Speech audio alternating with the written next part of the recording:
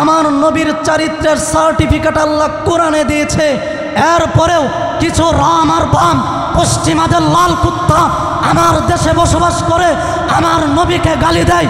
সব কিছু এক পাল্লায়, সব দরবার এক পাল্লায়, সব দল এক পাল্লায়, আমার নবীর ইজ্জত আর সম্মান এক পাল্লায়।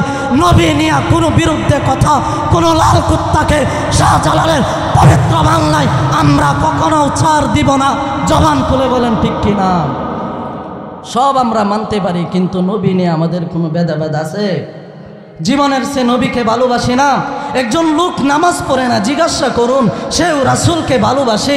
একজন লোক রাসূলের সুন্নাহ মতো চলে না, কিন্তু জিজ্ঞাসা করুন, সেও রাসূলকে ভালোবাসে। নবী তো এটাই বলেন, লা ইউমিনু আহাদুকুম হাত্তা আকুনা আহাব্বা ইলাইহি মিন ওয়ালিদিহি ওয়া ওয়ালাদিহি ওয়ান নাসি আজমাইন। বুখারীর বর্ণনা। রাসূল বলেন, সব কিছুর চেয়ে যেদিন তুমি আমি নবীকে ভালোবাসতে পারবা, সেদিন তুমি খাঁটি মুমিন আর মুত্তাকি হয়ে গেছো। মনে রাখবা, সেদিন খাঁটি মুত্তাকি হয়ে গেছো। কারণ আমার পৃথিবীর সব কিছু এক পাল্লায় যেতে পারে, নবী আমার আরেক পাল্লায়। আরে সাহাবাই কেরাম তো আমার নবীকে ভালোবাসছেন, কি পরিমাণে ভালোবাসছেন। ছোট্ট একটা সাহাবী হযরতে আবু মাহজুরা রাদিয়াল্লাহু তাআলা আনহা রাসূলের কাছে আসছেন, চোখের পানি রাখতে পারবেন না। শুনেন, একজন সাহাবী আমার রাসূলকে কি পরিমাণে ভালোবাসতেন। আবু মাহজুরা ছোট্ট সাহাবী, বুখারীর হাদিস। নবী বলেন 6 বছর বয়সে আমার কাছে আসছে, এসে বললেন, ইয়া রাসূলুল্লাহ, ইয়া হাবিবাল্লাহ, আমার ধর্ম ইহুদি ধর্ম, আমার বাপ দাদা 14 গোষ্ঠী ইহুদি। নবী, আপনার কথাগুলো আমার ভালো লাগে, আমি দূর থেকে শুনি। ইয়া রাসূলুল্লাহ, বেলাল যখন সিংহাতে এক বাক্য বলে মানুষদেরকে ডাক দেয়, অর্থাৎ আজান, সে তো জানে না, এটা শুনলেও আমার খুব ভালো লাগে, আপনার প্রতি ভালোবাসা বেড়ে যায়। নবী, আপনি আমাকে শিখান না। বেলালের ওই বাক্য রাসূল আবু মাহজুরার প্রতি খুশি হইয়া, বুখারীর হাদিস, এক ডান হাত আল্লাহর নবী আবু মাহজুরার মাঝখানে এই চুলের উপর রাখলেন। এরপরে আবু মাহজুরাকে বললেন, আল্লাহু আকবার, আল্লাহু আকবার। আবু মাহজুরাও বলে, আল্লাহু আকবার, আল্লাহু আকবার। এভাবে প্রতিটা বাক্য শিকার পর আবু মাহজুরা বলে, নবী, আমি আর দেরি করতে চাই না, এখনই কালিমা পড়ায় আমাকে মুসলমান বানায়া দেন। তো এই সূরাতুল বাকারাতে আল্লাহ রাব্বুল আলামিন সর্বপ্রথম বললেন, আলিফ লাম মিম যালিকাল কিতাবু লা রাইবা ফীহ। আলিফ লাম মিম, ওয়াল্লাহু আ'লাম। মুফাসসিরিন কেরাম লিখেন, তাফসিরে মাজহারিতে আসছে, আল্লামা সানাউল্লাহ পানিপতি রহমতুল্লাহ আলাইহি লিখেন যে আল্লাহ ছাড়া এই শব্দগুলার অর্থ আর কেউ জানে না। কোরআনে বহু কিছু আয়াত আছে, যেমন হামিম, ইয়াসিন, আলিফ লাম মিম, এই যে শব্দগুলা, এগুলোর অর্থ আল্লাহ ছাড়া আর কেউ জানে? নুন, জোরে বলেন, কেউ জানে না। কিন্তু এগুলা যে আল্লাহ নাজিল করছে, কোনো তো একটা উদ্দেশ্য আছে, আছে না? 1 নাম্বার উদ্দেশ্য হলো, এই আয়াতগুলা নাজিল করে, এই শব্দগুলা নাজিল করে আল্লাহ কাফের বেঈমানদেরকে দাঁত ভাঙ্গা জবাব দিয়েছে, বলি সুবহানাল্লাহ। এখন আপনারা বলবেন, হুজুর এটা আবার কি কথা? কথা হলো, রাসূল আকরাম সাল্লাল্লাহু আলাইহি সাল্লামের কাছে যখন কোরআন নাজিল হলো, নাজিল হওয়ার পর যখন আল্লাহর রাসূল সাহাবাই কেরামদেরকে বলতেন, তখন কাফের বেঈমানেরা বলতো এটা হলো মুহাম্মদের বানানো কবিতা, বলি নাউজুবিল্লাহ। কাফেররা যখন এই কথা বারবার বলতে শুরু করে, তখন আল্লাহ তাআলা এই আয়াতগুলা নাজিল করে দেয়, হামিম, ইয়াসিন, নুন ওয়াল কলামি ওয়া মা ইয়াসতুরুন, আলিফ লাম মিম। হাবিব, আপনার সামনে যেই কাফের বেঈমানেরা আজ বলতেছে যে আপনি নিজে নাকি কবিতাগুলো বানান আর তৈরি করুন, আল্লাহর রাসূল সাল্লাল্লাহু আলাইহি ওয়াসাল্লাম কাফের বেঈমানের সামনে এই শব্দগুলা তেলাওয়াত করলেন। আর আবু জাহেলকে উদ্দেশ্য করে আল্লাহর রাসূল বললেন, আবু জাহেল বলুন আলিফ লাম মিম এই শব্দের অর্থ কি? আবু জাহেল উতবা সাইবা কথা বলতে পারে না। এবার জিবরাইল এসে বলল, ইয়া রাসূলুল্লাহ ইয়া হাবিবাল্লাহ, পৃথিবীর এমন কোনো মানুষ এই শব্দের অর্থগুলো জানে না। ওগো আল্লাহর নবী, কিয়ামত পর্যন্ত কেউ জানবে না। এই শব্দের অর্থগুলো আল্লাহ শুধু জানে। আল্লাহর নবী গো, কাফের বেঈমানদেরকে আপনি চ্যালেঞ্জ করুন। এবার বিশ্ব নবী কাফের বেঈমানদেরকে চ্যালেঞ্জ দিলেন, এই শব্দের অর্থ যদি মক্কার এমন কোনো মানুষ বলতে পারে, আমি মুহাম্মদ আর কোনোদিন সত্যের দাওয়াত দিব না। কাফেররা বলতে পারে না, সকলে আশ্চর্য হয়ে যায়। আবু জাহেল, তুমি আমার চ্যালেঞ্জ গ্রহণ করো, পূর্বের প্রতিটা আয়াতের অর্থ বলতে পারো, এরপরে বলো আমি নাকি কবিতা তৈরি করেছি। আজ যদি বাবার বেটা হও, আলিফ লাম মিম শব্দের অর্থ বলো, আমার দাওয়াত আমি ছেড়ে দিব, তোমাদের পক্ষে কথা বলবো। আবু জাহেল উতবা সাইবা আল্লাহর রাসূলের সামনে আর কথা বলতে পারে না, লজ্জিত হয়ে ফিরে আসছে। জবান খুলে বলি সুবহানাল্লাহ। কারণ এই শব্দের অর্থ কি পৃথিবীর কোনো মানুষ বলতে পারবে? আল্লাহু আলাম। এই শব্দের অর্থগুলা শুধুমাত্র একমাত্র আমার রব জানে, পৃথিবীর কোনো মানুষ জানে না। তো আমরা প্রথমে জানলাম এই শব্দগুলা নাজিল হওয়ার উদ্দেশ্য হলো এটা, কাফের আর বেঈমানদেরকে দাঁত ভাঙ্গা জবাব দেওয়া। 2 নাম্বার, কোরআন আমাদের কাছে কিভাবে নাজিল হয়েছে। কোরআন তো স্বাভাবিকভাবে নাজিল হয় নাই। মুসা নবীকে আল্লাহ তাওরাত কিতাব দিয়েছে। জিবরাইল আলাইহিস সালাতু ওয়াস সালাম আসমান থেকে লিখে বান্ডিল করে নিয়ে আসছে, ও মুসা পয়গম্বর নেন, আল্লাহ আপনাকে তাওরাত কিতাব দিয়েছে। মুসা নবী মাথায় করে এরপরে নিয়ে যায় 1000 খণ্ডের তাওরাত কিতাব। উম্মতেরা এত বড় কিতাব দেখেন মুসা নবীর কাছে আসে। আল্লাহ ইনজিল কিতাব দিয়েছে, ঈসা নবীকে আসমান থেকে লিখে বান্ডিল করেন। দাউদকে আল্লাহ জাবুর কিতাব দিয়েছে, আসমান থেকে লিখে বান্ডিল করে। মুহাম্মাদুর রাসূলুল্লাহকে আল্লাহ কুরআন আসমান থেকে লিখে বান্ডিল করে দেয় নাই, জিবরাইলের মাধ্যমে শুধুমাত্র একবার করে শুনিয়ে দিয়েছে। বলি সুবহানাল্লাহ। তাহলে বলুন, কোরআনের মর্যাদা অন্য কিতাবের চেয়ে কম না বেশি? আর বেশি হওয়ার কারণ হলো অন্যান্য কিতাবের মতো সহজে কোরআন পৃথিবীতে আসে নাই। তাওরাত কিতাবের আলেম এক যুগে ছিল হাজার হাজার আলেম, ইনজিল কিতাবের হাফেজ ছিল লক্ষ লক্ষ। কিন্তু আজ কি ইনজিল কিতাবের হাফেজ পাবেন? নাই। কিন্তু কোরআনের হাফেজ আছে না? কারণ হলো আজ ইনজিল চলে গেছে, আজ তাওরাত কিতাব চলে গেছে, আজ জাবুর চলে গেছে, কোরআন কেন যায় না? হাবিব কোরআন তো কখনো যাবে না। ইন্না নাহনু নাযালনা যিকরা ওয়া ইন্না লাহু লাহাফিজুন। কোরআন নাজিল করেছি আমি আল্লাহ, কিয়ামত পর্যন্ত কোরআন হেফাজত করব আমি আল্লাহ। কোরআনের বিরুদ্ধে কথা বলে পূর্বে কেউ আইন পাশ করতে পারে নাই, কিয়ামত পর্যন্ত আল্লাহর কোরআনের বিরুদ্ধে কথা বলে কেউ কোনোদিন আইন পাশ করতে পারবে না। কারণ কোরআনের জিম্মাদারি স্বয়ং আল্লাহ নিয়েছে। ইনজিল কিতাবের জিম্মাদারি আল্লাহ নেয় নাই, জাবুর কিতাবের জিম্মাদারি আল্লাহ নেয় নাই। সব কিতাবগুলা ব্যর্থ পৃথিবীতে। শুধুমাত্র সবল আর শক্তি মানুষকে সত্যের পথে আনার জন্য, মানুষকে আল্লাহর দ্বীনের পথে চলার জন্য একমাত্র আছে, সেটা হলো আল্লাহর কোরআন। ঠিক কিনা বলেন? তো এই কোরআন স্বাভাবিকভাবে নাজিল হয় নাই। যেভাবে ইনজিল কিতাব নাজিল হয়েছে সহজে, এভাবে হয় নাই। কোরআন কিভাবে হয়েছে?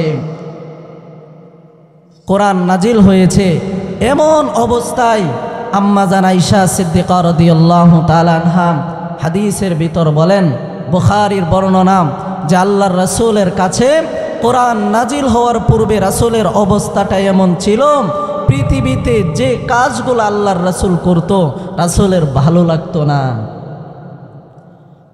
হঠাৎ করে আল্লাহর রাসূল সাল্লাল্লাহু আলাইহি ওয়াসাল্লাম একদিন আম্মা জান আয়েশা সিদ্দিকা রাদিয়াল্লাহু তাআলা আনহার কাছে গেলেন। গিয়ে বললেন, আয়েশা আমার কোরআন নাজিল হওয়ার ইতিহাসগুলা শুনম। হযরতে আয়েশা সিদ্দিকা রাদিয়াল্লাহু তাআলা আনহা আল্লাহর রাসূলকে প্রশ্ন করার পর আল্লাহর নবী বললেন, আয়েশা শোনো, কোরআন নাজিল হওয়ার পূর্বে আমার অবস্থাটা এমন ছিল, নবীজির কোনো কিছু ভালো লাগতো না। আল্লাহর নবী খাদিজা রাদিয়াল্লাহু তাআলা আনহার কাছে গেলেন, গিয়ে বললেন, খাদিজা, আমার মন চায় আমি কোথাও গিয়ে যেন একা থাকি, নীরবতা অবলম্বন করি। নীরবতা অবলম্বন করতে আমার খুব ভালো লাগে। কোথাও গিয়ে যদি আমি একা থাকতে পারতাম আমার খুব ভালো লাগতো।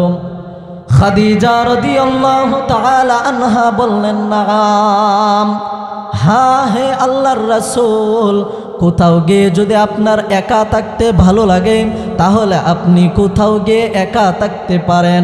বুখারীর বর্ণনা ওহী অধ্যায় 3 নম্বর হাদিস, বুখারীর আল্লাহর নবী বলেন, কানা ইয়ালহাকু বি গারে হেরা, আমি হেরা পর্বতে যাইতে শুরু করলাম। ওয়াতাযাওয়াদু লিযালিকা, নবীজি হেরা পর্বতে যাবার সময় কিছু খাবার নিয়ে যেতেন, খাবার। আবার যখন আল্লাহর পয়গম্বরের খাবার শেষ হয়ে যেত, খাদিজা রাদিয়াল্লাহু তাআলা আনহার কাছে আসতেন, ওয়াতাযাওয়াদু লিমিসলিহা, আবার খাবার নিয়ে আল্লাহর পয়গম্বর হেরা পর্বতে চলে যেতেন। এভাবে 1 দিন 2 দিন 3 দিন, বর্ণনায় আসছে 6 মাস পর্যন্ত আল্লাহর নবী এইভাবে হেরা পর্বতে খাবার নিয়ে যাইতেন। মাঝে মধ্যে খাদিজা রাদিয়াল্লাহু তাআলা আনহাও খাবার নিয়ে যাইতেন। হাত্তা জাআহুল হক, একদিন হক তথা সত্যের বাণী একজন ফেরেশতা নিয়ে আল্লাহর নবীর সামনে উপস্থিত হয়ে যায়। সুবহানাল্লাহ, একটু জোরে বলেন না। সবাই যদি একসাথে বলেন আওয়াজ কি এমন হবে? সুবহানাল্লাহি তামলাহুল মিজান। আল্লাহ রাসূল বলেন, একবার যদি কেউ সুবহানাল্লাহ বলে, সেদিন যদি মিজানের পাল্লায় এই সুবহানাল্লাহর নেকিটা রাখা হয়, সব কিছু ফেল, সুবহানাল্লাহর নেকি সেদিন ভারী হয়ে যাবে। এজন্য জবান খুলে বলি সুবহানাল্লাহ।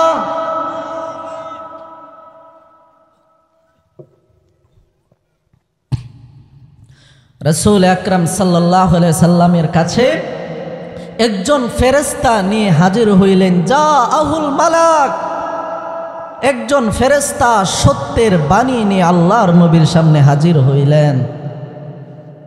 হাজির হওয়ার পর আর যেই জায়গায় হাজির হয়েছে সেই জায়গা, সেই পাহাড় আমাদের দেশের পাহাড়ের মতো ছোট না। জমিন থেকে 3000 ফিট উচ্চতা, সেই উচ্চতা থেকে আবার 200 ফিট নিচে একটা শুধু ছোট গর্ত, একটা পাথরের নিচ দিয়া শুয়ে যাইতে হয়। এরপরে সেখানে ছোট্ট একটা জায়গা, গুহা, এখানে আল্লাহর রাসূল দেনে থাকতেন, বসে থাকতেন। এখানেই জিব্রাইল আল্লাহর কোরআন নিয়ে হাজির হই। বলি সুবহানাল্লাহ। এটা সত্য কথা। যাবেন এই হেরা গুহা, জাবালে নূর পাহাড়ে যদি উঠেন, আপনার চোখ দিয়া কানতে হবে না, এমনিতেই পানি আসবে। রাসূল আপনার আমার জন্য কি কষ্ট করতেন, শুধু এটা নয়, জাবালে নূর পাহাড়ের আরেকটা গুণ হলো, রাত যখন হয়ে যায় এমনিতেই সেই পাহাড়টা আলোকিত হয়ে যায়। এটা তো জাবালে নূর পাহাড়, নূরের পাহাড়। আল্লাহর কোরআন হলো নূর, এখানে আল্লাহর কোরআন নাজিল হয়েছে। যেই গুহাতে আল্লাহর রাসূল বসেছেন সেদিকে তাকাইলে চোখের পানি রাখতে পারবেন না। 1500 বছর পূর্বে আবু বকরের জিন্দেগি আনতে পারি নাই। যেই আবু বকর বলতেন, আমি যখন গারে সুর পাহাড়ে প্রবেশ করলাম, রাসূলকে নিয়ে 3 দিন 3 রাত অবস্থান করলাম। রাসূল আমার রানের উপর মাথা মুবারক রেখে ঘুমাইতেন। একটা রিহালে কোরআন রেখে পড়লে যতটুকু স্পষ্টভাবে কোরআন দেখা যায়, 3 রাত 3 দিন পর্যন্ত আমি আবু বকর আল্লাহর নবীর নূরানি চেহারা এত স্পষ্টভাবে দেখেছি। বলি সুবহানাল্লাহ। ১৫০০ বছর পূর্বের আবু বকরের এই জিন্দেগি আনতে পারি নাই, কিন্তু সেখানে আলহামদুলিল্লাহ উঠেছি। রাসূল যেই গুহাতে বসেছে সেখানে সিজদা দিয়েছি। রব যদি চাই আমার রাসূলের ছোঁয়া পাওয়া পাথরের সিজদা দেওয়ার কারণেও রব আপনাকে আমাকে ক্ষমা করতে পারে কিনা? কারণ এই পাথর স্বাভাবিক পাথর না, এই পাথর তো একটা দামি পাথর, যেই পাথর আমার রাসূলের ছোঁয়া পেয়েছে।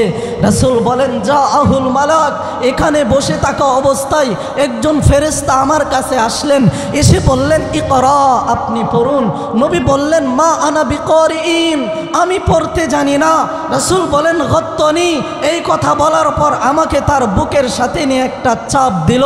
হাত্তা বালাগ মিন্নি আল জুমদা, আমার প্রচণ্ড কষ্ট হলো। ফাআরসালানি, এরপর আমাকে ছেড়ে দিল। আবার বলল ইকরা, আপনি পড়ুন।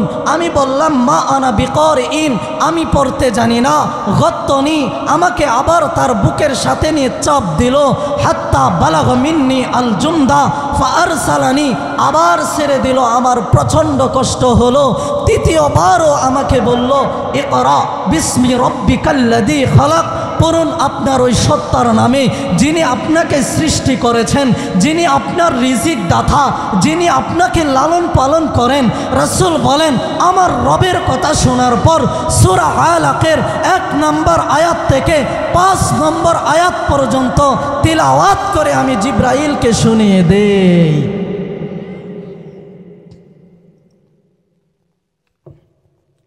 তাহলে ভাবেন শুধু এখানেই নয়, আল্লাহর রাসূল বলেন আমি পাহাড় থেকে নামলাম, হেরা গুহা থেকে নিচে, পাহাড়ের নিচে দাঁড়াইলাম, এরপরে উপরের দিকে তাকাইলাম। যেই ব্যক্তিটা আমার কাছে আসলো, আমাকে এইভাবে প্রশ্ন করলো, আমি তাকাইয়া দেখি এই ব্যক্তিটা পৃথিবীর কোনো ব্যক্তি নয়, তার পা গুলো জমিনে আর মাথা হলো আসমানে। বলি সুবহানাল্লাহ। বুখারীর বর্ণনা, রাসূল কষ্ট পেয়েছেন। তারজিফু বাওয়াদিরুহুম, হাদিসে আসছে পিছনের গরদানের গোস্ত আল্লাহর রাসূলের ভয়ে কাঁপতে শুরু করে। রাসূল খাদিজা রাদিয়াল্লাহু তাআলা আনহার কাছে গেলেন, গিয়ে বললেন ইয়া খাদিজা জাম্মিলুনি জাম্মিলুনি, আমাকে চাদর দিয়ে ডাকো, বস্ত্র দিয়ে ডাকো। ফাজাম্মালতুহুম, পরিবারের সদস্যরা আল্লাহর নবীকে চাদর দিয়ে ডাকলেন। নবীজি বললেন ইয়া খাদিজা লাকাদ খাশিতু আলা নাফসি, আমার আশঙ্কা হচ্ছে, ভয় হচ্ছে, মক্কার এমন কোনো মানুষ আছে যে আমাকে মেরে ফেলতে চায়। খাদিজা বললেন কাল্লাহ ওয়াল্লাহ ওয়ালা ইহজিকাল্লাহু আবাদা, আপনার রব আপনাকে কখনো বেইজ্জতি করবে না, লাঞ্ছিত অপমানিত করবে না, কারণ আপনি তো মানুষের হক কখনো নষ্ট করেন নাই, বোনের হক নষ্ট করেন নাই, ভাইয়ের হক নষ্ট করেন নাই, স্ত্রীর হক নষ্ট করেন নাই। কাল্লাহ আল্লাহ, আপনার রব কখনো কাফের আর বেঈমানের হাতে আপনাকে কখনো লাঞ্ছিত অপমানিত করবে না। জবান খুলে বলি সুবহানাল্লাহ। রাসূল আকরাম সাল্লাল্লাহু আলাইহি সাল্লাম যেহেতু ভয় পেলেন, ওয়ারাকা ইবনে নফেল ছিলেন তৎকালীন যুগের পণ্ডিত, তাওরাত কিতাবের আলেম, ইনজিল কিতাবের আলেম। ওয়ারাকা ইবনে নফেল ছিল খাদিজা রাদিয়াল্লাহু তাআলা আনহার আপন চাচাতো ভাই। ওয়ারাকা ইবনে নফেলের কাছে খাদিজা রাদিয়াল্লাহু তাআলা আনহা নিয়ে গেলেন। রাসূল এই কথাগুলো বর্ণনা করলেন। ওয়ারাকা ইবনে নফেল বললেন খাদিজা, উনি তো সেই পয়গম্বর যার অপেক্ষায় আমি ছিলাম। আমি চাই উনি নবুয়ত প্রকাশ পাওয়ার পর আমি কালিমা গ্রহণ করব। খাদিজা তো সর্বপ্রথম কালিমা গ্রহণ করলেন। দ্বিতীয়বার ওয়ারাকা ইবনে নফেল বললেন মুহাম্মদ, আমি আর দেরি করতে চাই না, এখনই আপনার ধর্মের দাওয়াত দিয়ে কালিমা দিয়ে আমাকে মুসলমান বানিয়ে দেন। ওয়ারাকা ইবনে নফেল কালিমা পড়ে মুসলমান হয়ে যায়। তাহলে এই যে কোরআন রাসূলের কাছে নাজিল হলো, স্বাভাবিকভাবে নাজিল হলো, এই কোরআন হলো এই কোরআন রাসূল সাল্লাল্লাহু আলাইহি সাল্লামের কাছে নাজিল হওয়ার পর রাসূল ভয় পেয়েছে।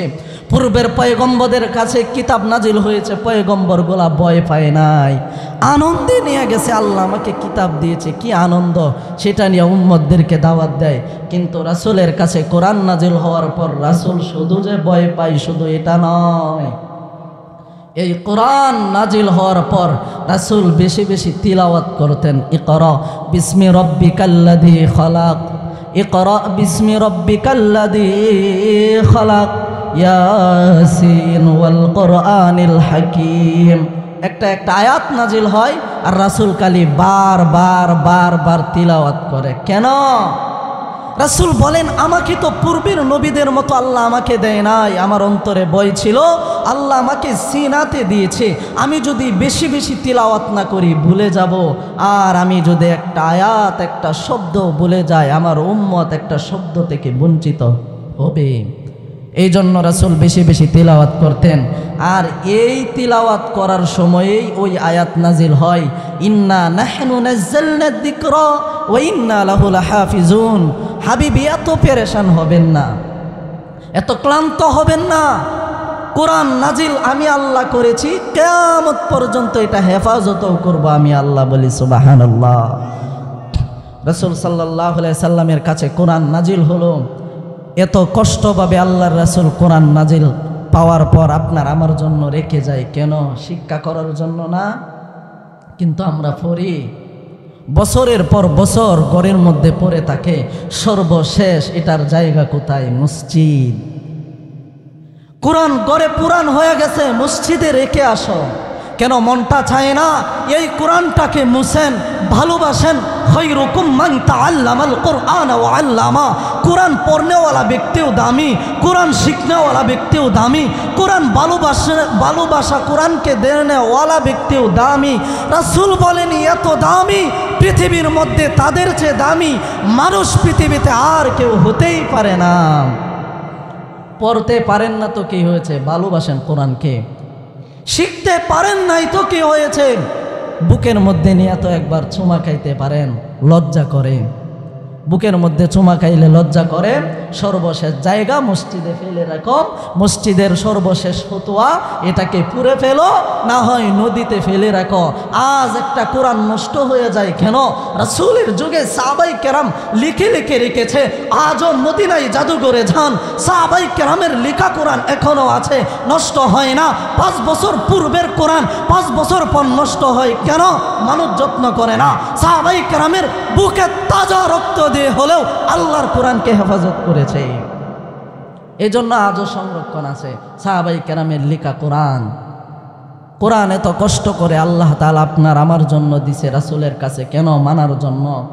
কোরআনের শিক্ষা আপনার সন্তানকে দেন, কারণ এই কোরআন স্বাভাবিক কোনো কোরআন না। পৃথিবীর একটা মানুষের পরিচয় যেভাবে আছে, আল্লাহর কোরআনেরও পরিচয় সেভাবেই আছে। জবান খুলে বলি সুবহানাল্লাহ। আপনি যদি বলেন, হুজুর আপনার বাড়ি কোথায়, আমি বলবো না যে আমার বাড়ি নান্দায়। ঠিকানা আছে কিনা? জোরে বলেন। আপনার বাবার নাম কি? মাওলানা আব্দুল্লাহ, বলবো কিনা? আপনার দাদা কি ছিল? শাইখুল হাদিস শামসুল ইসলাম রহমতুল্লাহ আলাইহি, পরিচয় আছে কিনা? আমার দাদার বাবার নাম কি ছিল? মাওলানা আফজর আলী উসমানী রহমতুল্লাহ আলাইহি। এইভাবে সর্বশেষ হলো হজরতে শাহজালাল রহমতুল্লাহ আলাইহির বাগিনা হজরতে শাহ কামাল রহমতুল্লাহ আলাইহি হলেন আমাদের পরদাদা। সিরিয়াল আছে, একটার পর একটা আছে। কোরআনের কি সিরিয়াল নাই? পরিচয় নাই? কি মনে করেন?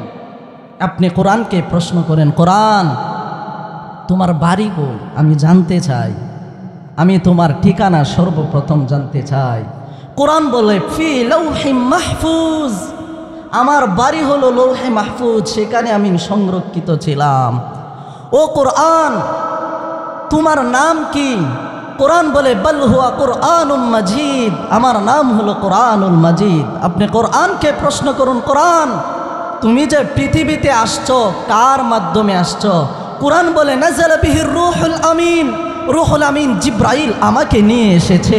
আপনি কোরআনকে প্রশ্ন করুন, কোরআন তুমি যে পৃথিবীতে আসছো কোন মাসে আসছো এটাও সম্পর্কেও তুমি কিছু জানো কিনা?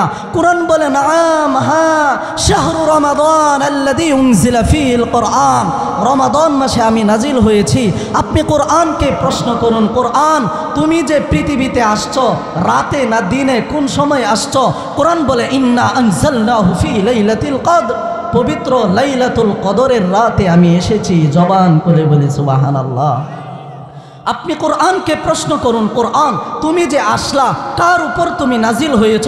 কোরআন বলে নুজ্জিলা আলা, একটা খ্রিস্টান বলে। কিন্তু আফসোস, মুসলমানের ঘরে জন্ম নিলাম, মুহাম্মাদুর রাসূলুল্লাহর উম্মত হলাম, কিন্তু মুহাম্মাদুর রাসূলুল্লাহর আদর্শ আমাদের মধ্যে আছে না নাই? আছে? নাই, মানি না। অথচ খ্রিস্টানরা আমার নবীকে ইজ্জত করে, আমরা ইজ্জতটাও করতে জানি না। এই নবীর পরিচয়ও যদি জানতে চান, কোরআন প্রতিটা শব্দে শব্দে আল্লাহর নবীর পরিচয় দিবে। কোরআন কি বলে জানেন? আপনি যদি কোরআনকে বলুন, কোরআন তুমি যেই ব্যক্তির ওপর নাজিল হয়েছ, আমি এই ব্যক্তি সম্পর্কে এখন জানতে চাই। এক নাম্বার, এই ব্যক্তি পৃথিবীতে আসার পূর্বে এই ব্যক্তির নাম কি ছিল? অর্থাৎ মুহাম্মাদুর রাসূলুল্লাহ সাল্লাল্লাহু আলাইহি ওয়াসাল্লাম। কোরআন বলে, আপনি কোরআনকে প্রশ্ন করুন, কোরআন বলো তো দেখি রাসূল আকরাম সাল্লাল্লাহু আলাইহি ওয়াসাল্লাম পৃথিবীতে আসছেন সবার পরে, আমার পয়গম্বর পৃথিবীতে আসার পূর্বে ওনার নাম কি ছিল? কোরআন বলে মুবাশশিরুম বিরাসূল ইয়াতি মিন বাদ ইসমুহু আহমদ। পৃথিবীতে আসার পূর্বে আমার নবীর নাম ছিল আহমদ। বলে সুবহানাল্লাহ। আপনি কোরআনকে প্রশ্ন করুন, কোরআন বলো তো দেখি রাসূল আকরাম সাল্লাল্লাহু আলাইহি সাল্লাম পৃথিবীতে আসার পর ওনার নাম কি ছিল? কোরআন বলে মুহাম্মাদুর রাসূলুল্লাহ ওয়া মা মুহাম্মাদুন ইল্লা রাসূল মা কানা মুহাম্মাদুন আবা আহাদিম মির রিজালিকুম। আপনি কোরআনকে প্রশ্ন করুন, কোরআন বলো তো দেখি রাসূল আকরাম সাল্লাল্লাহু আলাইহি সাল্লাম যে জন্মগ্রহণ করেছে কোন শহরে জন্মগ্রহণ করেছে? আমাদের এই ময়মনসিংহ শহরে নাকি ঢাকা শহরে? কোরআন বলে লা উকসিমু বিহাযাল বালাদ ওয়া আনতা হিল্লুম বিহাযাল বালাদ। পবিত্র মক্কা নগরীতে ইন্না আউওয়ালা বাইতি উদিআ লিন-নাস ইলাল্লাযী বিবাক্কাতা মুবারাকা। জবান খুলে বলি সুবহানাল্লাহ। পবিত্র মক্কা নগরীতে আল্লাহর রাসূল সেখানে জন্মগ্রহণ করেন। এরপরে আপনি কোরআনকে প্রশ্ন করুন, কোরআন আমার রাসূল বসবাস করতেন কোন গ্রামে? এই তাসকা নাকি পাশের অন্য কোনো গ্রামে? কোরআন বলে ওয়াহাজাল বালাদিল আমিন, বনি ইসরাইলের বংশে। আপনি কোরআনকে প্রশ্ন করুন, কোরআন বলো তো দেখি রাসূল আকরাম সাল্লাল্লাহু আলাইহি সাল্লামের চেহারাটা কেমন ছিল? কোরআন বলে ওয়াদ-দুহা ওয়াল-লাইলি ইযা সাজা। আরে এই চেহারার কসম তো আমার আল্লাহ খেয়েছে। সাহাবায়ে কেরাম বলেন, আমার নবীর চেহারা কেমন দামি জানো? 7 দিনের পেটের খিদাত্তর যন্ত্রণা নিয়ে রাসূলুল্লাহর সামনে দাঁড়াইলে নবীজির নুরানি চেহারা দেখার পর আমাদের 7 দিনের পেটের খিদা নিবারণ হয়ে যেত। জবান খুলে বলবেন না সুবহানাল্লাহ।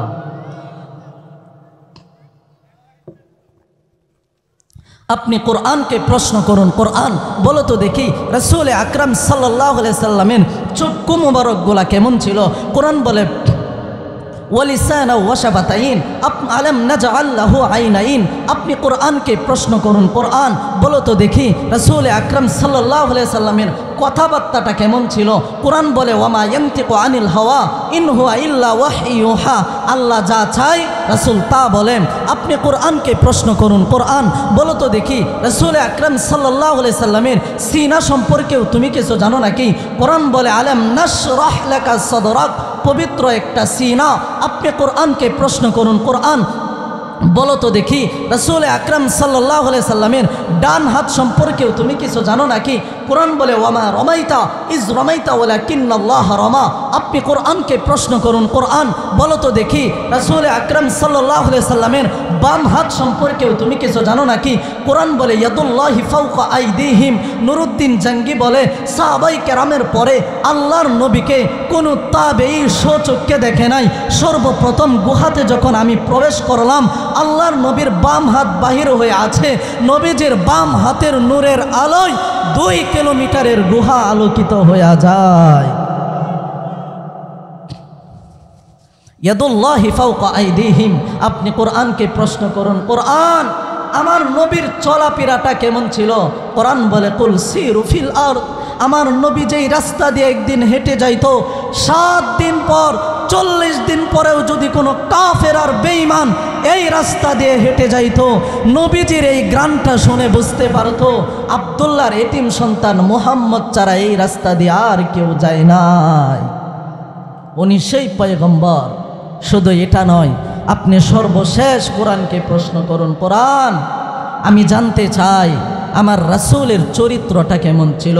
কারণ আমাদের যুগটা এমন হয়ে গেছে, আমাদের একটা মুসলিম সন্তান এখন নেইমারকে ফলো করে, আমার দেশের একটা মুসলিম সন্তান এখন মেসি রোনাল্ডোকে ফলো করে, তাদের মতো চুলের কাটিং দেয়, রাসূলের সুন্নাহ অনুযায়ী তারা চলে না। তাহলে তাদের আদর্শ তো খ্রিস্টান আর ইহুদি হতে পারে না।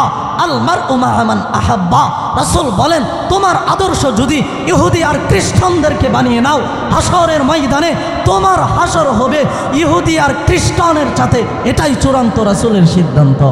মানো না মানো, একটা মুসলিম হইয়া জন্ম নিলা কিন্তু হাসর হবে ইহুদির সাথে, একটা মুসলিম হইয়া জন্ম নিলা হাসর হবে খ্রিস্টানের সাথে। রাসূল বলেন মান আহাব্বা সুন্নতি ফাকাদ আহাব্বানি ওয়া মান আহাব্বানি কানা মাই ফিল জান্নাহ। বুখারীর বর্ণনা, যদি আমার সুন্নাত সে মানে, আমার আদর্শ মতো সে চলে, তার হাসরও হবে আমার সাথে। শুধু তাই নয়, জান্নাতেও থাকবে আমার সাথে।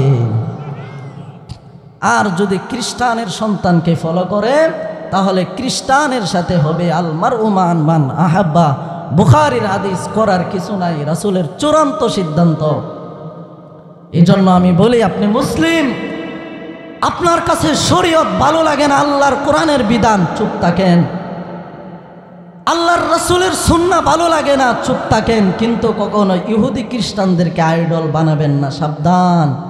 একটা ইমানের পাওয়ার আছে, মানেন না, ব্যর্থতা হতে পারে। রাসূলের আদর্শের মধ্যে থাকার কারণেও মানেন না, শয়তানের দোকায় ব্যর্থতা। কিন্তু আল্লাহর রাসূল অবশ্যই আপনার জন্য সুপারিশ করবে। আর যদি পৃথিবীতে আসার পর রাসূলকে নিয়ে ব্যঙ্গ করেন আর ইহুদি খ্রিস্টানের সন্তানকে আদর্শ বানান, আল্লাহ না করুন। ওমা ইয়ানতিকু আনিল হাওয়া, আমার নবী যা বলে তা সত্য। আসমান আর জমিন মিথ্যা হতে পারে, আমার নবীর পাক জবান দিয়ে ওয়ালিসানা ওয়া শাফাতাইন, এই জবান দিয়ে একটা যেই কথা বাইর হয় সেটা মিথ্যা না। এই জবানের কথা দামি, এই জবানের লালা দামি। বীরে শিফা কুয়াতে জবানের লালা পড়ছে, তো বীরে শিফা কুয়া পানি মিষ্টি হয়ে গেছে। শুধু ১৫০০ বছর আগের কথা নয়, আজও সেটা মিষ্টি, কিয়ামত পর্যন্ত মিষ্টি থাকবে। এটা আমার রাসূলের মুজিজা। জবান খুলে বলি না সুবহানাল্লাহ। বুখারীর বর্ণনা, আল্লাহর নবীর সাহাবী হযরতে আবু হুরায়রা বলেন, ছোট্ট একটা পেয়ালাত করে দুধ নিয়ে রাসূলের সামনে হাজির হইলাম। আমার নবী শুধুমাত্র একটু লালা লাগিয়ে দিল, আসহাবে সুফার ৭০ জন সাহাবী দুধ পান করলো। আমি আবু হুরায়রাও পেট ভরে দুধ পান করলাম। ছোট্ট একটা পেয়ালা থেকে এক সুতা পরিমাণও দুধ কমে নাই। এই নবী বলছেন, এই জবান দিয়ে আল মারউ মাআ মান আহাব্বা, তুমি যদি ইহুদি খ্রিস্টানকে ফলো করো, তোমার হাসর হবে ইহুদি আর খ্রিস্টানের সাথে। এখন আপনি কোরআনকে যদি প্রশ্ন করেন, কোরআন আমার নবীর চরিত্রটা কেমন, আমার নবীর চরিত্রটা কি মেসির মতো, আমার নবীর চরিত্রটা কি নেইমারের মতো? কোরআন বলে আরে না, আল্লাহ কসম, কে কে কোরআনে বলেন নুন ওয়াল কলামি ওয়ামা ইয়াসতুরুন মা আনতা বিনিআমাতি রাব্বিকা বিমাজনুন ওয়া ইন্না লাকা লাআজরান গায়রা মামনুন ওয়া ইন্নাকা লাআলা খুলুকিন আযীম। আমার নবীর চরিত্র খুলুকে আযীম চরিত্র, আমার নবীর চরিত্র উত্তম চরিত্র। জবান খুলে বলি না সুবহানাল্লাহ। মুসলমান স্মরণ রাখবেন, পূর্বের কোন নবীর চারিত্রিক সার্টিফিকেট আল্লাহ কোরআনে দেয় নাই, আমার নবীর চারিত্রের সার্টিফিকেট আল্লাহ কোরআনে দিয়েছে। এরপরেও কিছু রাম আর বাম পশ্চিমাদের লাল কুত্তা আমার দেশে বসবাস করে, আমার নবীকে গালি দেয়।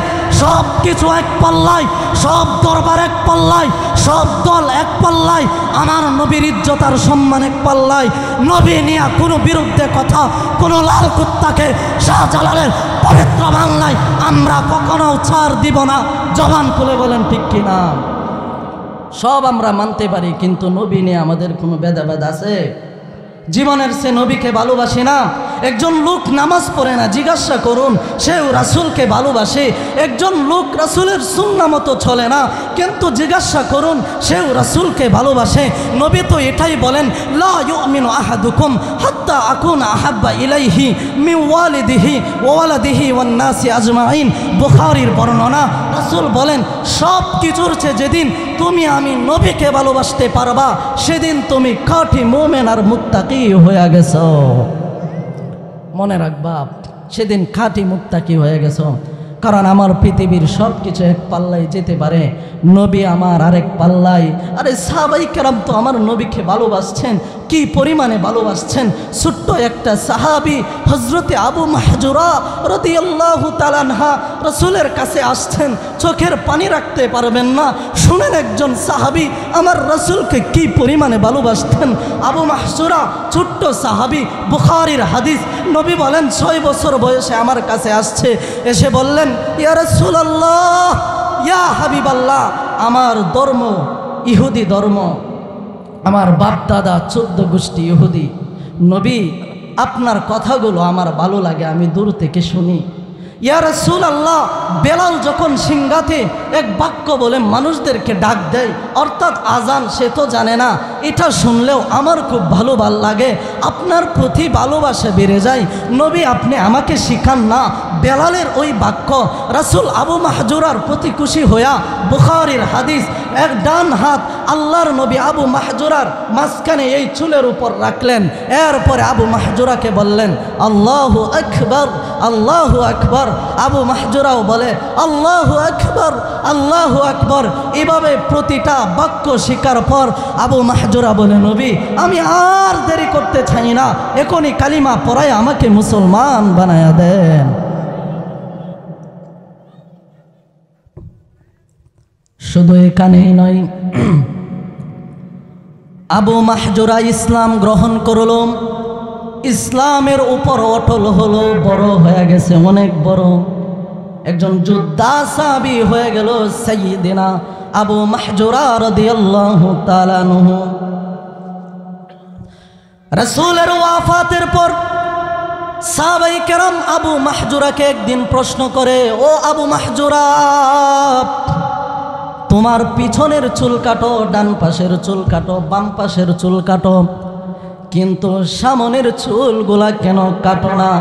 আবু মাহজুরা দুইটা চোখের পানি ছেড়ে দিয়ে কান্দে আর বলে, ও নবীর সাহাবারা শোনো, আমার মাঝখানের চুলের সাথে এমন একটা ইতিহাস লেগে আছে যেটা আমি কখনো বলতে পারি না। হযরতে আবু মাহজুরা বলে, রাসূলের ওয়াফাতের পর সামনের চুলগুলা যখন বড় হয়ে যায়, নবীজির এই বিখ্যাত সাহাবী আবু মাহজুরা সামনের চুলগুলা কাটে না। সাহাবায়ে কেরাম বারবার প্রশ্ন করার পর আবু মাহজুরা বলে, এই চুলগুলাতে রাসূলুল্লাহর হাত মুবারক পড়েছে, এই চুলগুলা ধরে আল্লাহর রাসূল আমাকে বাক্য শিখায়েছে, আমি চাই চুলগুলা নিয়ে কবরে চাইতে, আমি চাই চুলগুলা নিয়ে হাসরের ময়দানে দাঁড়াইতে। আল্লাহ যেন আল্লাহর নবীর ছোঁয়া পাওয়ার কারণে এই চুলগুলার উসিলায় আমাকে ক্ষমা করে জান্নাত দান করে দেয়। ভাবেন একজন সাহাবীর ভালোবাসা নবীর প্রতি কেমন ছিল। একটা চুল, সামনের চুল, যুবক ভাই তুমি স্টাইলিং করে লম্বা রাখো। আবু মাহজুরা স্টাইলিংয়ের জন্য না, রাসূলকে ভালোবাসার জন্য উহুদের ময়দান, রাসূলের রওজার পিছনে, মদিনার পিছনে যে উহুদ পাহাড়কে রাসূল বলতেন সে আমাকে ভালোবাসে, আমি উহুদকে ভালোবাসি। হাসরের ময়দানে ডান পাশে উহুদ পাহাড় থাকবে। রাসূলের দান্দার মুবারক শহীদ হওয়ার পর নবীজির একজন বিখ্যাত সাহাবী হযরতে তালহা নবীজিকে এমনভাবে হেফাজত করেন, কাফের আর বেঈমানেরা নবীকে লক্ষ্য করে তীর মারতে শুরু করে। আবু মাহজুরা পিঠ ধরে দেয়, 42টা পিঠ আবু মাহজুরার পিছনে 42টা তীর লেগে যায়। এরপরে হযরতে তালহা সামনের বুকটা ফিতে দেয়, সেখানেও লাগে 42টা, মোট হলো 82টা তীর। রাসূল বললেন, তালহা এমন করতেছ কেন? তালহা বলে, আল্লাহর রাসূল আমার জীবনের চেয়েও দামি তো আপনি, আমার জীবনের চেয়েও আপনাকে তো ভালোবাসি। আমি চাই আমার জীবনটা বারবারও যদি আল্লাহ জীবিত করে আরবার আপনার জন্য কুরবানি করব। কাফের আর বেঈমানের একটা তীর আমার রাসূলের গায়ে লাগতে দিব না।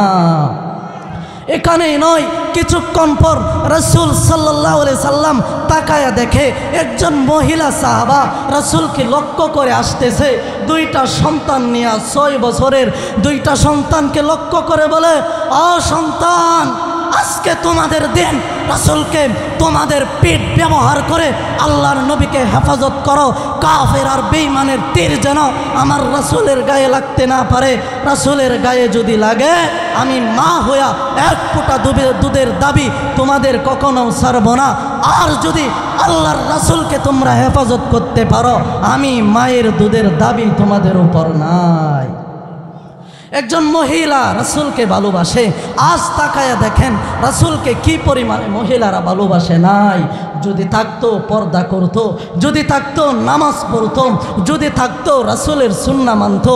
আর আমার নবীর যুগে সাহাবায়ে কেরাম তো সর্বশেষ কথা, সাহাবায়ে কেরামের পরে মহিলারা সাহাবারা পর্যন্ত নবীর জন্য জীবন দিত। আল্লাহর নবীকে এত পরিমাণে তারা ভালোবাসতো। রাসূলের প্রতিটা কথা সাহাবায়ে কেরাম মানত, রাসূলের প্রতিটা কথা সাহাবায়ে কেরাম পালন করত। কিন্তু আমাদের যুগে মানি না, কারণ আমাদের অন্তরের মধ্যে নবীর প্রতি এত ভালোবাসা নাই। এই যে কোরআনের কথা বলতেছিলাম, আমাদের এই নবীর উপর কোরআন নাজিল হয়েছে। এখন সেই কোরআনের বিধান আপনার আমার মানার দরকার আছে না? এরপরে সূরাতুল বাকারার আয়াতে আল্লাহ তাআলা বলেন, জালিকাল কিতাবু লা রাইবা ফীহ। আলিফ লাম মিমের পরে আল্লাহ তাআলা বলেন, আলিফ লাম মিমের ব্যাখ্যাও আপনাদেরকে বললাম কেন নাজিল হয়েছে, কোরআন কিভাবে নাজিল হয়েছে এটাও বললাম। এবার হলো আল্লাহ বলে জালিকাল কিতাবু লা রাইবা ফীহ। ও নবী জানায়া দেন আমার এই কিতাবের মধ্যে কোনো ভুল নাই। সুবহানাল্লাহ, একটু জোরে বলেন না। কোরআনে ভুল আছে? তাহলে কোরআনের আইন বিধান আমাদের মানার দরকার আছে না? মানুষ মানবে না, শুনবে না। এ কারণেই আল্লাহ তাআলা প্রথমেই বলে দিছে, কারণ এই মানুষগুলা করবে এটা আল্লাহ ভালো করে জানে। কারণ আল্লাহ তো আলিমুল গায়ব, সব কিছু অটোমেটিক আল্লাহ আগে থেকেই জানে। এই জন্য আল্লাহ তাআলা বললেন জালিকাল কিতাবু লা রাইবা ফীহ। প্রথমেই বলি এই কিতাবে কোনো ভুল নাই, কারণ সামনে আসতেছে কথা। ওই কথাগুলা শোনার পর তোমরা অটোমেটিকই বলবা মিথ্যা কথা এটা, কারণ সামনে তো করা কথা। সুদ খাওয়া যাবে না। কোরআনে আল্লাহ বলেন আহাল্লাল্লাহুল বাইআ ওয়া হাররামার রিবা। সুদ খাওয়া যাবে না, নিষেধ। ব্যবসা করা হারাম। ঘুষ খাওয়া যাবে না, কোরআনে নিষেধ। নারীবাজি করা যাবে না, ওয়ালা তাকরাবুজ জিনা। জিনার কাজে যাওয়া যাবে না, মদ খাওয়া যাবে না। সব কিছু আল্লাহ কোরআনে নিষেধ করছে কিনা বলেন? এখন শোনার পর আমরা কি বলতাম? এটা তো মিথ্যা কথা। এই জন্য আগেই আল্লাহ বলছে জালিকাল কিতাবু লা রাইবা ফীহ। ও নবী তাদেরকে জানায় দেন সাবধান, এ কথা যেন তারা কখনো না বলে কোরআনে ভুল আছে। যদি এ কথা বলে ঈমান নাই, সে কাফের। মানেন না মানেন এটা আপনার ব্যর্থতা, কিন্তু এটা মানতে হবে কোরআন যা বলে তা 100% সত্য না মিথ্যা। জবান খুলে বলেন সত্য না মিথ্যা। নামাজ কায়েম করো, কোরআনে আছে না? সিদ্ধান্ত কার? আপনারা আওয়াজ দেন না কেন? জোরে বলেন সিদ্ধান্ত কার? আল্লাহর নাম নিলে ভয় করে নাকি? নেতার কথা কই তো ঠিকই স্লোগান দিতে পারেন, লজ্জা করে না? এই জবান আল্লাহর। তাকে ডাকেন দুনিয়ার স্বার্থে, আল্লাহকে ডাকবেন আখেরাতের স্বার্থে। আল্লাহ বলেন একবার ডাক দাও তো এটাও লাভ। ফাজকুরুনি আযকুরুকুম ওয়াশকুরুলি ওয়ালা তাকফুরুন। ডাক দিবা একবার, সারা দিব আমি আল্লাহ তোমার ডাকে 70 বার। এখন আওয়াজ দিয়া বলেন কোরআনের কথা সত্য না মিথ্যা? সালাত কায়েম করা বিধান কার? সালাত কায়েম করতে হলে আজান দিতে হবে, বিধান কার? পশ্চিমারা সেটা বুঝে না। আমেরিকা প্রকাশ্যে আজান দেওয়া যখন আজ নিষেধ করলো, তারা বুঝে না যখন আল্লাহর গজব শুরু হইল, আগুন দাবানল, পৃথিবীর তাদের সব প্রযুক্তি ব্যর্থ। এখন মোল্লাদেরকে এনে বলে আজান দাও, কারণ তোমাদের অস্ত্র ছাড়া এ আগুন নিবানোর শক্তি পৃথিবীর পূর্বে এমন কোনো প্রযুক্তি ছিল না, আজও নাই। কিয়ামত পর্যন্ত আল্লাহর বিরুদ্ধে প্রতিবাদ করতে এমন কোনো প্রযুক্তি আসতে পারে না, পারবেও না। জবান খুলে বলেন ঠিক কিনা? পশ্চিমারা এখন বুঝে, এই পশ্চিমারা লাল কুত্তা আমার মুসলমান ভাইদেরকে গাজাতে রক্তাক্ত করেছে মসজিদে আকসা নেওয়ার জন্য। আজ না হয় কাল গাজার বিজয় আল্লাহ দিছে কিনা? আল্লাহ বলে যুদ্ধের দরকার নাই। আল্লাহ বলে ইন্না বাতশা রব্বিকা লাশাদীদ, আমি আল্লাহ ছাড় দেই কিন্তু ছেড়ে দেই না। 500 বছর পর্যন্ত ফেরাউনকে ছাড় দিছি কিন্তু ছেড়ে দিছি, নমরুদদেও ছাড় দিছি ছেড়ে দিছি। এখন যখন দাবানল শুরু হলো আজকে 20 দিন, এখনও বলে নিয়ন্ত্রণে নাই, বিমান যায় শেষ। এরপরে বলেন গাজার কাজগুলা ইসরায়েল বন্ধ করো, তোমাদের পিছনে আমরা নাই, অস্ত্র দিয়া সাহায্য করব না। এখন ইসরায়েল আর কথা বলতে পারে না, কারণ এই পৃথিবীর 40টা দেশ এমন আছে যারা পশ্চিমাদের গোলাম। আমেরিকা যা বলে এরা তা করে, কিন্তু তাদের জানার দরকার পশ্চিমাদের বিধান আল্লাহর জমিনে কখনো চলবে না। আল্লাহর জমিনে যদি চলে শুধুমাত্র খেলাফতে রাশিদা, আল্লাহর বিধান, কোরআনের বিধান ছাড়া অন্য কোনো বিধান আল্লাহর পৃথিবীতে চললে তা ব্যর্থ, আজ না হয় কাল, ঠিক কিনা বলেন? এজন্য আগেই সাবধান হওয়া দরকার জাতির। 20 বছর পরে হইলেও শেষ, 10,000 কিলোমিটার পর্যন্ত আগুন দিয়া শেষ, million million billion billion dollar তারা শেষ। আগামী 100 বছর লাগবে ট্রাম্পের সেখানে আগায়া যাইতে। এই ট্রাম্প সে যে ওসামা বিন লাদেনকে হত্যা করেছে, এই ট্রাম্প সে যে আফগানিস্তানে বারবার মুসলমান ভাইদেরকে নির্যাতিত করেছে, কিন্তু আজ মোল্লাদের আফগানিস্তানে কি রাষ্ট্র আজ কায়েম খেলাফতের রাশেদা কি হয় নাই? এই পশ্চিমারা মোল্লাদের কাছে মাথা নত করতে 100 বছর পরে হলেও ব্যর্থ। কারণ একটা জিনিস মনে রাখবেন, সাহাবায়ে কেরামের কাছে কিছু ছিল না, কিন্তু ছিল, সেটা কি? ঈমান। আজও কাফের বেঈমানেরা স্পষ্টভাবে এটা জানেন, আমরা সব দিয়া শক্তিশালী, কিন্তু মুসলমানের কাছে এমন একটা পাওয়ার আছে, সেটা ঈমান।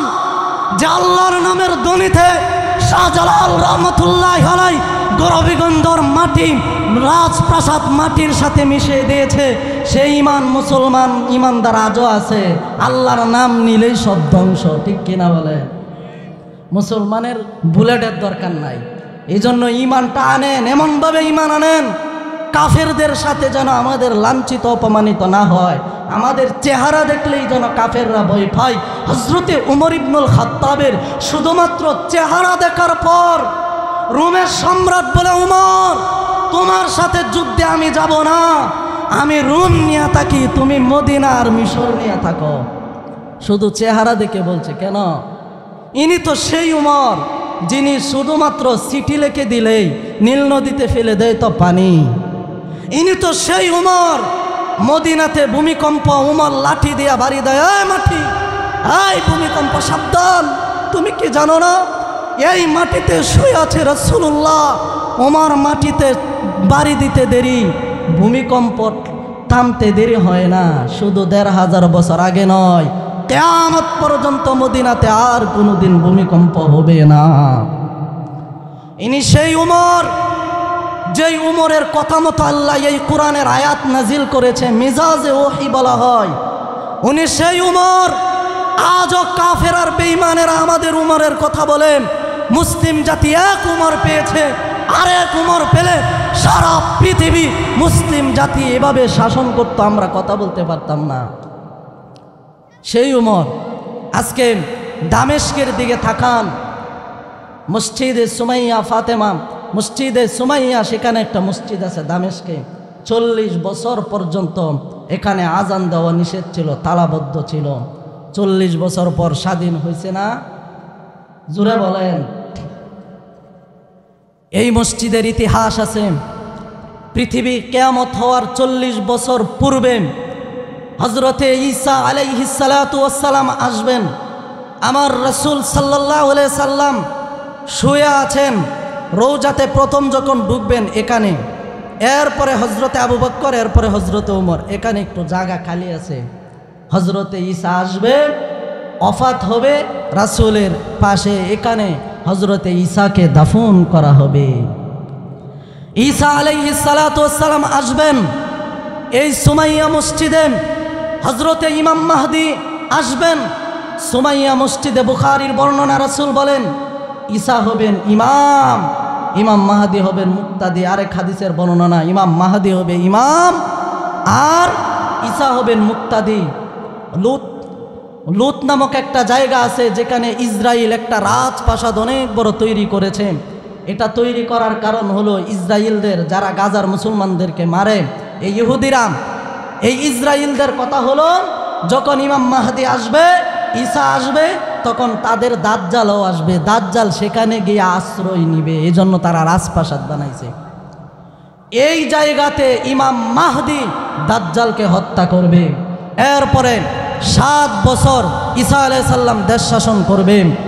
এরপরে 33 বছর পর্যন্ত ইমাম মাহদি দেশ শাসন করবে। মোট কত হলো? 40 বছর।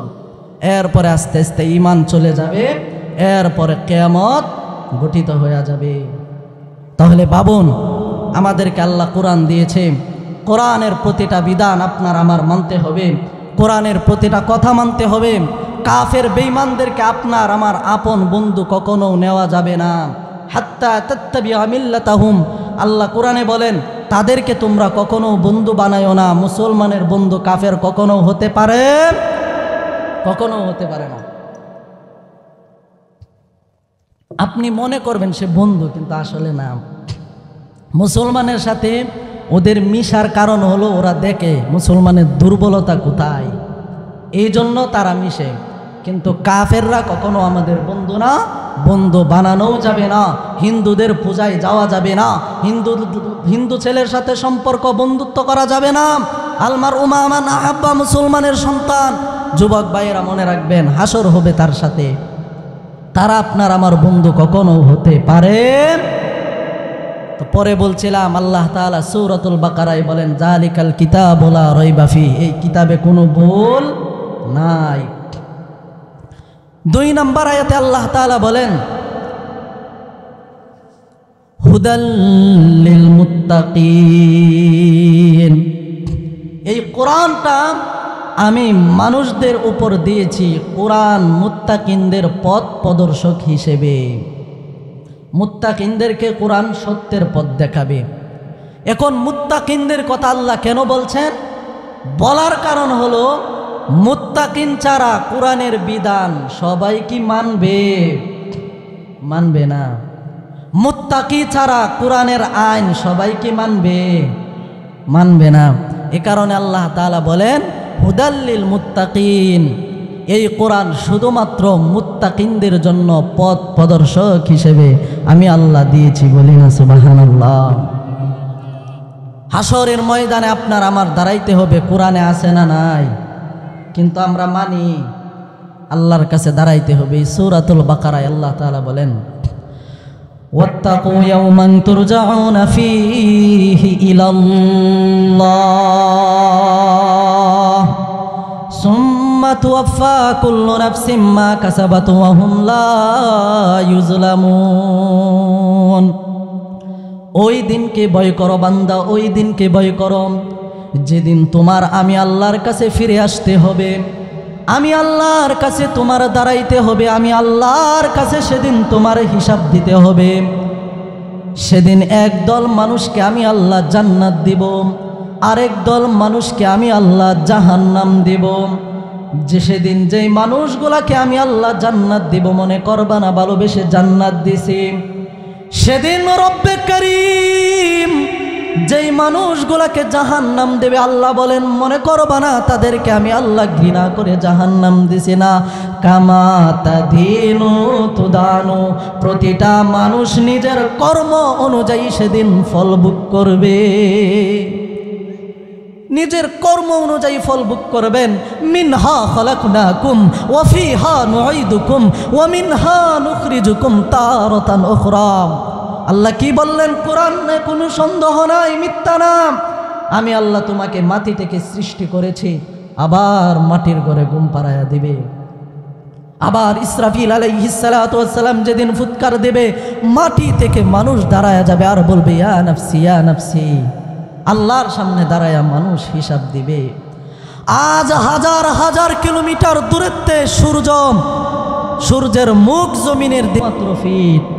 এই তাপেই যদি আমেরিকার মতো শহর ফুরে যায়, যেদিন আল্লাহর সামনে আপনি আমি দাঁড়াবো হাসরের ময়দানে, ও রাসূল জানায়া দেন সেদিন সূর্য কিলোমিটার দূরত্বে থাকবে না, শুধুমাত্র আমার বান্দার আদাত উপরে সূর্য থাকবে, মুখ থাকবে আমার বান্দার মাথার দিকে ফিরানো।